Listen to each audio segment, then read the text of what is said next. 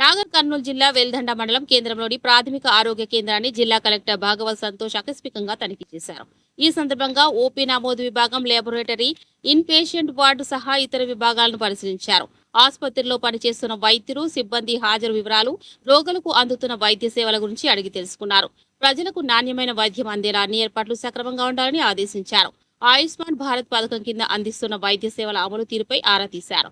ప్రాథమిక ఆరోగ్య కేంద్రానికి అవసరమైన నూతనంగా నిర్మిస్తున్న భవనాలను పరిశీలించి వెంటనే పూర్తి చేసి ఆసుపత్రిని పూర్తి స్థాయిలో వినియోగంలోకి తీసుకురావాలని జిల్లా వైద్యాధికారిని ఆదేశించారు.